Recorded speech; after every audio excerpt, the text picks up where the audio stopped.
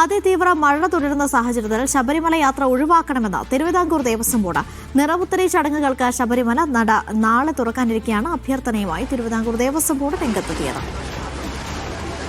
സനൂപ് വിവരങ്ങൾ നൽകാനായി ചേരുകയാണ്. സനൂപ് പറഞ്ഞതുപോലെ തന്നെ ഈ നിറപുത്തരി സമയത്തൊക്കെ കൂടുതൽ വിശ്വാസികൾ എത്താറുണ്ട്. അതുകൊണ്ടാണോ തൽക്കാലത്തേക്ക് യാത്ര ഒഴിവാക്കണമെന്ന് ദേവസ്വം ബോർഡ് പറഞ്ഞിരിക്കുന്നത്?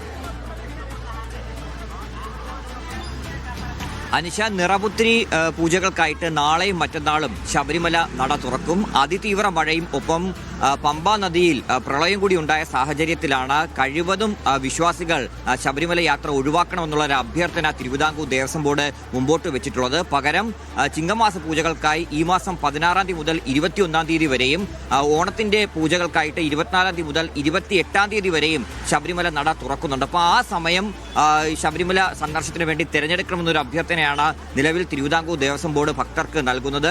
അല്ലാത്തപക്ഷം ശക്തമായിട്ടുള്ള മഴ നിലനിൽക്കുന്നുണ്ട്, മണ്ണിടിച്ചിലിന്റെ സാധ്യതയും തെളിയുന്നുണ്ട്. അപ്പോൾ അതെല്ലാം കൂടി കണക്കിലെടുത്തുകൊണ്ട് നാളത്തെയും മറ്റന്നാളത്തെയുള്ള യാത്ര പരമാവധി ഒഴിവാക്കണമെന്നുള്ള ഒരു അഭ്യർത്ഥന നടത്തിയിട്ടുണ്ട്. അൻഷ. ശരി.